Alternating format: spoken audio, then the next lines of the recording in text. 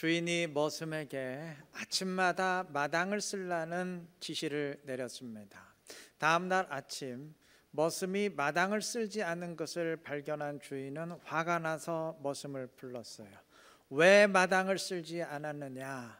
머슴이 답변합니다. 쓸어도 또 지저분해질 텐데 뭐하러 쓰나요? 그날 주인은 머슴에게 점심을 주지 않았습니다. 배가 고파진 머슴이 왜 점심을 주지 않느냐고 따졌어요. 주인이 말합니다. 어차피 먹어도 또 배고파질 텐데 뭐하러 먹으려고 하느냐. 여러분, 밥 먹어도 시간 지나면 또 배고파지지만 그래도 먹어야 됩니다. 안 그러면 죽어요. 그래야 안 죽습니다. 아무리 깨끗이 청소해도 시간이 지나면 또 더러워지지만 그래도 계속 청소해야 됩니다.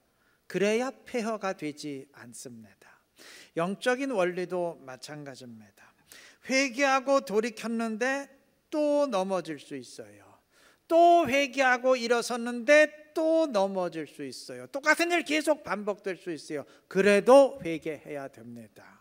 성령으로 주인된 나를 죽이고 또 죽이는데 내일이면 또 살아날 수 있어요. 그래도 계속 죽여야 됩니다. 회개해도 넘어지고 또 회개해도 또 넘어지는데 이게 회개하는 게 무슨 의미가 있나 싶을 수 있지만 아니요, 절대 그렇지 않습니다. 죄인된 나를 죽이고 또 죽이도 또 살았는데 이거 죽이는 게 무슨 의미가 있나 싶을 수 있지만 아니요, 절대 그렇지 않습니다. 그렇게 회개하고 죽이기에 내가 영적으로 죽지 않고 생명을 유지할 수 있는 겁니다. 아니, 단지 생명만 유지하는 게 아닙니다. 영적인 성장도 바로 이 과정을 통해 이루어집니다. 먹어도 또 배가 고파지지만 그래도 계속 먹어야 몸이 성장하게 되는 것과 같은 이치입니다. 십자가 사건은 한 번으로 영원하지만 그 피를 나에게 적용하는 것은 100번, 1000번이라도 계속 반복되어야 할 것입니다. 오늘 느헤미야 13장 4절부터 읽었는데 오늘 본문은 그 이전보다 최소한 12년 이후의 일에 대한 기록이에요. 다시 말하면 3절과 4절 사이에는 최소한 12년 이상의 시간적 격차가 있습니다. 3절까지는 느헤미야가 페르시아에 있었을 때의 일이고 4절부터는 페르시아로 건너갔던 느헤미야가 다시 돌아온 이후의 일입니다. 자, 이전에 이스라엘 백성들은 느헤미야와 함께 영적 개혁 운동을 단행했어요. 이들은 하나님과 언약을 맺으면서 이방인과 결혼하지 않을 것을 약속했고 무너진 안식일과 안식년을 다시 일으켜 세울 것을 서약했어요.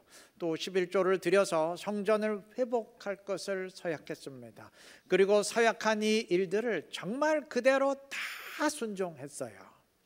근데 이로부터 약 12년 후 느헤미야가 페르시아로 돌아가자 이들은 어느 순간부터 다시 무너지기 시작했습니다. 이들은 이방인과 결혼했고 안식을 무시했고 11조를 드리지 않았고 그 외에 하나님과 약속했던 모든 사항들을 다 파기했습니다. 예루살렘으로 다시 돌아온 느헤미야의 심정은 허탈하다 못해 아주 참담했을 겁니다. 그토록 백성들을 영적으로 각성시키고 일으켜 세웠는데 이전처럼 무너졌으니 그 심정이 어떠했겠어요?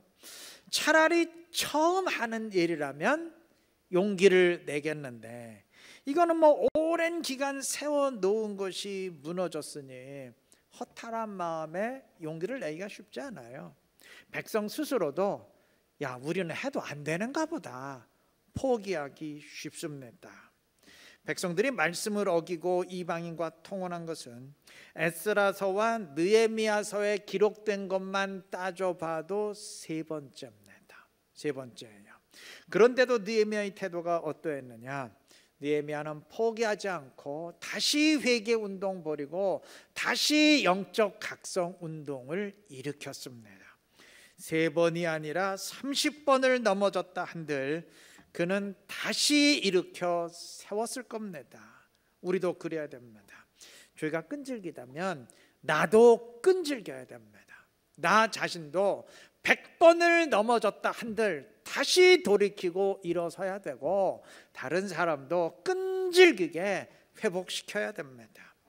회개했다 넘어지고, 또 회개했다 또 넘어지고, 이거 마치 다람쥐 쳇바퀴 돌듯이 똑같은 일이 계속 반복되는 것 같지만, 무의미한 것 같지만 절대 그렇지 않아요.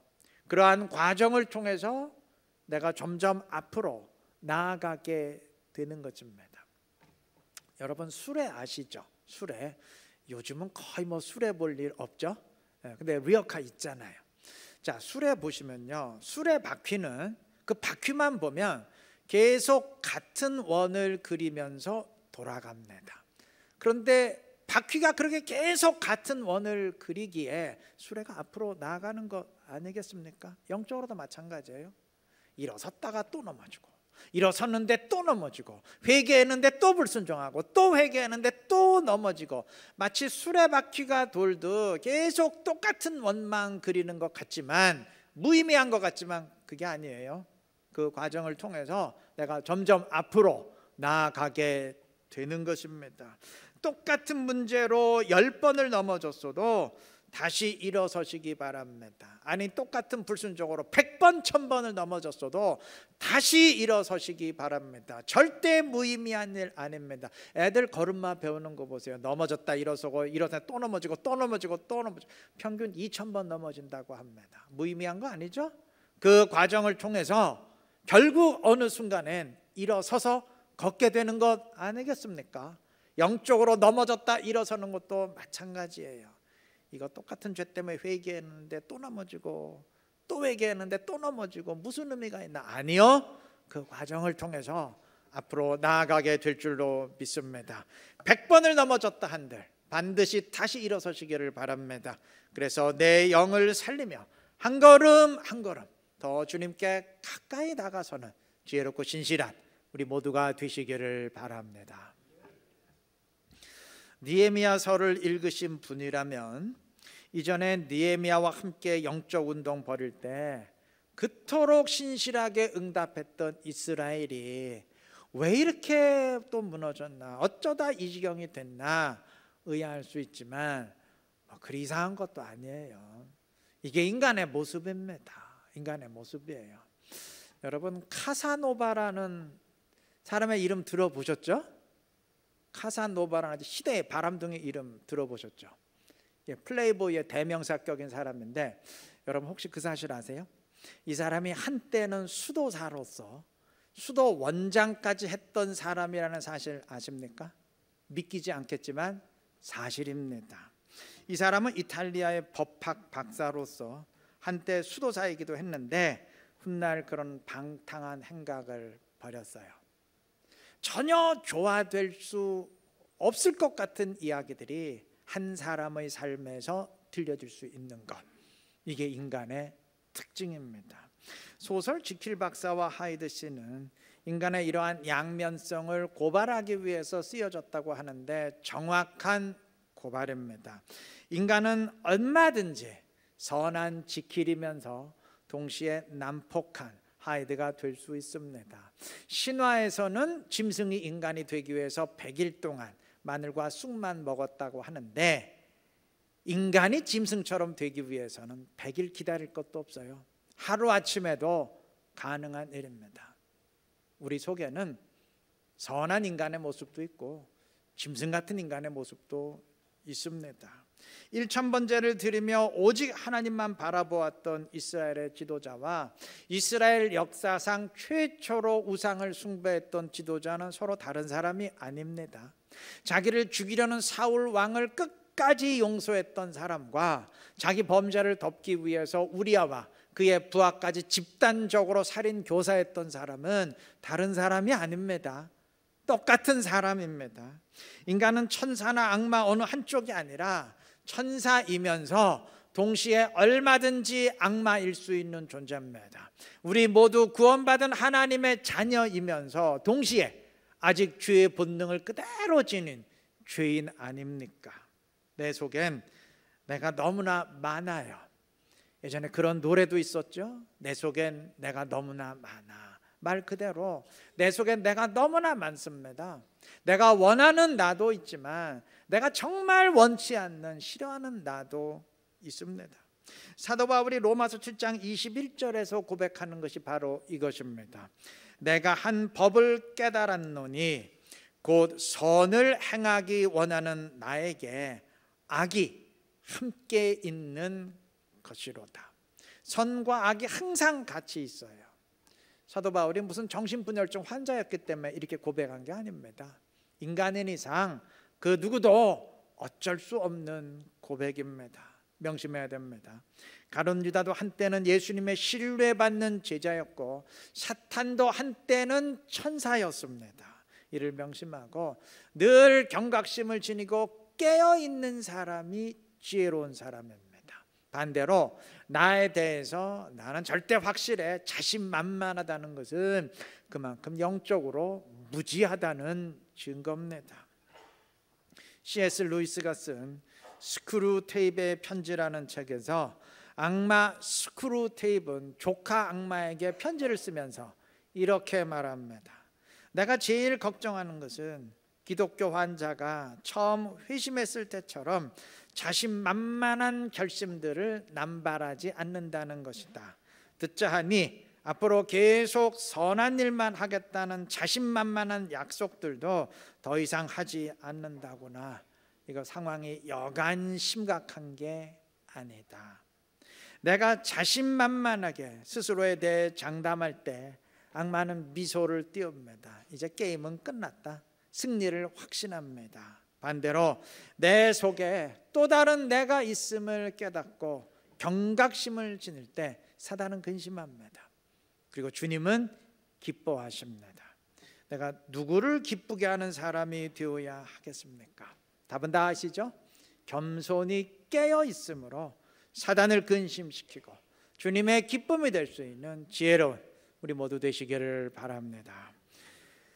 자, 죄에 넘어졌을 때는 100번이라도 다시 돌이키고 일어서야 된다 말씀드렸는데, 오늘 본문은 이렇게 할 때 염두에 두어야 될 몇 가지 가이드라인을 제시합니다. 첫째, 돌이킬 때는 즉각 돌이켜야 됩니다.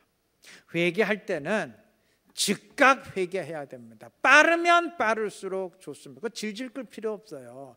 빨리 해야 됩니다. 빨리. 4절과 5절 말씀처럼 예루살렘으로 돌아온 느헤미야는 대지사장 엘리야십이 도비야를 위해서 성전에 방을 마련해 준 것을 알게 됐어요. 여러분, 도비야가 누군가요? 산발락과 더불어서 이스라엘의 성벽 공사를 방해하는데 가장 앞장섰던 그 악질 아닙니까? 그 대적 아닙니까? 그런데 이러한 사람을 위해서 대지사장이 성전에 방을 마련해 줬으니 이건 말이 안 되는 일이죠. 정말 어이없는 일 아닙니까? 이를 알게 된 느헤미야는 즉각 도비야의 모든 세관들을 성전 밖으로 다 내던졌습니다. 즉각 조치했어요. 또한 15절 말미에 보면 유다 사람이 안식일을 어기고 상행위를 하는 것을 보고 그날에 경계하였다고 했습니다. 발견한 바로 그날 즉각 대처한 것입니다. 11조를 드리게 하고 또 이방인들을 내쫓는 것도 최대한 빨리 대처했습니다. 3절 보시면 백성들이 이방 여인을 내쫓을 때 백성이 이 율법을 듣고 곧 섞인 무리를 내쫓았다고 했습니다. 이 구절에서 곧이라는 단어가 중요합니다. 물론 이 일은 느헤미야가 예루살렘에 있을 때 이전에 벌어진 일이지만 그래도 죄에 대처하는 최선의 방책을 우리에게 가르쳐 줍니다. 병과 죄는 즉각 대처할수록 최선입니다. 이건 회개할 때뿐만 아니고 순종할 때도 마찬가지입니다. 순종도 즉각적으로 하는 겁니다. 민수기 1장 1절에 의하면 하나님이 모세에게 이스라엘 백성들을 계수하라고 숫자를 세라고 명하셨을 때 1장 18절에 의하면 모세가 백성들을 모으고 계수한 날이 2월 1일이라고 했습니다. 근데 1장 1절에 의하면 하나님이 그 명령을 내린 날이 언제냐? 역시 2월 1일입니다. 똑같은 날이에요. 모세가 바로 그날 즉각 실행했다는 의미입니다. 회개건 순종이건 바로 하는 것이 최선입니다. 나중에, 천천히, 다음에 등등은 영적 세계에서 굉장히 파괴적인 말입니다. 주님의 달력은 오늘이고 마귀의 달력은 내일입니다. 회개하고 순종하기에 가장 적합한 날이 언제일까요? 오늘입니다. 순종하기에 또 돌이키기에 회개하기에 가장 적합한 시간은 지금입니다. 저는 내년부터 새롭게 시작할게요. 아니에요. 여러분, 내년 된다고 뭐 순종이 쉬워져요? 내년 된다고 갑자기 뭐 회개하는 게, 돌이키는 게 쉬워집니까? 아니에요. 똑같아요. 내년 된다고 뭐 성령께서 강력하게 임하시는 것 또한 똑같은 날일 뿐입니다. 그때부터 하겠다는 거는 달리 말하면 그때까지는 안 하겠다는 말과 똑같습니다. 즉각 순종하는, 즉각 돌이키는, 즉각 움직이는 지혜로운 우리가 되어야 할 것입니다. 자, 둘째 원리는 죄를 이길 수 있는 유리한 조치를 취하는 것입니다. 읽진 않았지만 19절 보면 느헤미야는 백성들이 안식일을 어기고 이방인들과 안식일에 물건 거래를 하는 것을 보고 상행위를 하는 것을, 이거 안 되는 일이잖아요. 그런 안식일을 어기는 것을 보고 안식일에 아예 성문을 닫아서 그 어떤 사람도, 그 어떤 짐도 통과할 수 없도록 만들었습니다. 아예 유혹을 받을 만한 상황 자체를 없애버렸다는 말입니다. 그렇게 하고 안식일 지키는 것이 유혹을 받을 만한 상황에서 지키는 것보다 훨씬 쉽지 않겠습니까? 이게 지혜예요. 우리말에 호랑이를 잡으려면 호랑이 굴에 들어가야 된다라는 말이 있는데 뭐 때문에 들어가나요? 이거 말이 그렇단 얘기지 정말 호랑이 잡으려면 들어가면 안 돼요. 잡을 확률보다 잡아 먹힐 확률이 더 큽니다. 진짜 호랑이 잡으려면 밖으로 끌어내야 되죠. 그게 훨씬 유리합니다. 이순신 장군이 임진왜란 때 23승 할 수 있었던 가장 주된 이유도 최대한 이길 수 있을 만한 상황을 마련해 놓고 싸웠기 때문입니다. 영적 싸움의 원리도 그렇습니다. 죄를 이기는 원리도 그렇습니다. 최대한 유리한 상황을 만들어 놓고 싸우는 것이 승리의 지름길입니다. 불리한 상황을 그대로 방치해 놓으면서 싸우겠다는 건 이미 진 것입니다. 예를 들어서 알코올 중독에 빠졌다면 아예 술 친구 끊어야 됩니다. TV 중독에 빠졌으면 TV 빨리 갖다 버려야 돼요. TV는 그대로 안방에 두면서 내가 TV 안 보면 될 거 아니야. 술 친구 계속 만나면서 내가 걔들만 만나고 술만 안 마시면 될 거 아니야. 안 마시게 되나요? 안 보게 됩니까? TV 갖다 놓고? 어리석은 일이에요. 그거 이미 진 겁니다. 지혜롭게 선택하는 우리가 되어야 될 것입니다. 그 다음 세 번째 원리는 기도입니다. 오늘 본문에서 느헤미야는 11조를 거두고 성전을 회복시키면서 14절에서 기도합니다. 벌써 내용 보시면 기도잖아요. 또 읽진 않았지만 안식일을 지키도록 조치하면서 역시 22절에서 기도합니다. 또 이방과 통혼한 자를 내쫓고 29절에서 기도합니다. 그리고 이 모든 일을 다 한 다음에 역시 마지막 절에서 기도합니다. 이게 지금 한 장에 기도했다는 말이 4번이나 나와요. 느헤미야는 계속 기도하는 사람이었습니다. 그는 기도의 인물입니다. 너무나 당연한 이야기죠. 기도 없는 회개와 순종, 기도 없는 회복, 기도 없는 영적 싸움, 이건 말 자체가 성립될 수가 없습니다. 바꿔 말하면 기도가 나를 회복시키고 기도가 영적인 능력을 공급하고 기도가 나를 승리하게 만듭니다. 너무나 당연한 말이기 때문에 더 이상 언급할 필요 없을 것입니다. 기도를 통해서 일어서고, 기도를 통해 힘을 공급받고, 기도를 통해 승리하는 지혜로운 우리 모두 되시기를 바랍니다. 말씀을 맺겠습니다. 1850년대까지도 서구 사회에서는 아이를 낳은 산모가 산용열로 사망하는 비율이 굉장히 높았다고 합니다. 산용열이란 출산한 산모의 그 생긴 상처에, 출산 과정에서 생긴 상처에 세균이 침투함으로써 고열을 일으키고 심지어 사망케 하는 질병을 말합니다. 그런데 이러한 세균 감염의 원인이 누구에게 있었느냐? 의사들에게 있었습니다. 의사들이 손에 묻은 피를 제대로 씻지 않고 환자를 다루었기에 그 손의 피가 산모에게 침투하게 되었던 겁니다. 1847년 제멜바이스라는 독일계 의사가 그 원인을 발견하고, 의사들이 손을 철저히 씻어야 된다 주장했지만 대부분의 병원에선 묵살됐어요. 대부분의 의사와 간호사들은 묵살했어요. 그의 조언을 받아들인 병원에서 산용열이 획기적으로 줄어들었음에도 그의 주장은 그가 살아있는 동안에는 거의 대부분의 병원에서 무시됐습니다. 그 이유는 의사들의 오판 때문입니다. 이 독선 때문이에요. 의사는 병을 치료하는 사람이잖아요. 그런데 어떻게 병을 고치는 의사가 병을 옮길 수 있겠느냐는 생각 때문이었어요.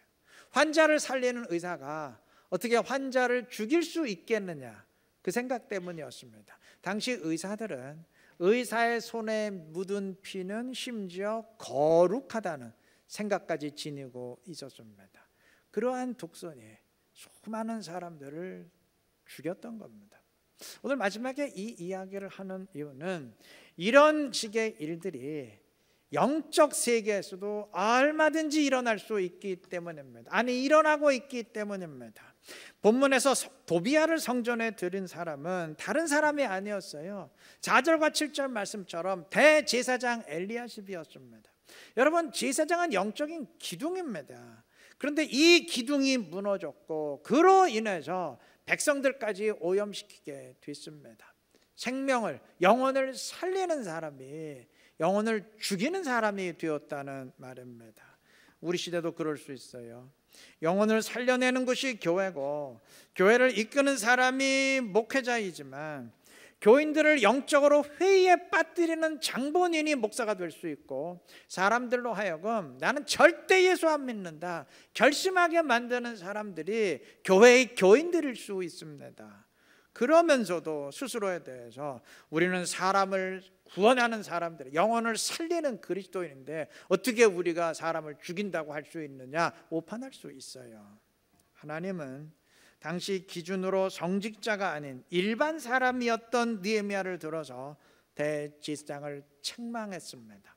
오늘날 세상이 교회를 꾸짖는 이유가 혹시 동일한 이유 때문에서는 아닌가 심히 의심스러울 때도 많습니다. 물론 그 반대도 사실입니다. 의사가 자신의 사명에 충실할 때 사람을 살리는 은인이 되듯이 영적인 책임을 맡은 자들이 올바로 설 때 사람을 살려내는 구원의 통로가 될 것입니다. 이스라엘의 본격적인 회복 운동은 3장의 성벽 공사부터 시작이 됐는데, 3장은 대제사장 엘리야십의 이름을 언급하는 것으로 시작합니다. 이 사람 대제사장 엘리야십이 이 일에 가장 앞장섰고, 그러한 모범이 이스라엘의 영적 회복에 지대한 영향을 미쳤으면 두말할 나위도 없습니다. 동일한 사람입니다. 3장의 엘리야십과 13장의 엘리야십 다른 사람 아니에요. 똑같은 사람입니다. 서두에 말씀드렸듯이 인간에겐 이처럼 양면성이 있어요. 앞장서서 주를 위해 헌신하는 사람과 타락을 주도하는 사람, 서로 다른 사람이 아닙니다. 동일한 사람이 주님의 일꾼이 될 수도 있고 사단의 하수인이 될 수도 있는 겁니다. 우리 모두 마찬가지예요. 내가 어느 편에 서느냐에 따라서 예수를 믿게 만드는 사람이 될 수 있고 못 믿게 만드는 사람이 될 수도 있는 겁니다. 영혼을 살리는 그리스도인이 될 수도 있고 영혼을 죽이는 사람이 될 수도 있는 겁니다. 주님은 질문하십니다. 너는 어느 편에 설 거냐? 너는 어느 쪽이 될 거냐? 질문하십니다. 답변이 어때야 되는지는 다 아실 겁니다. 우리 모두 주님 편에 설 수 있기를 바랍니다. 내 안엔 또 다른 내가 있어요.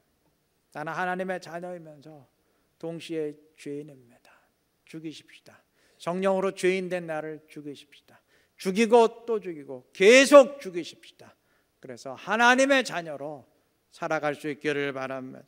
그래서 주님의 기쁨이 되고 주님의 뜻을 이루는 지혜롭고 신실한 우리 모두가 되시기를 그리스도의 이름으로 축원합니다.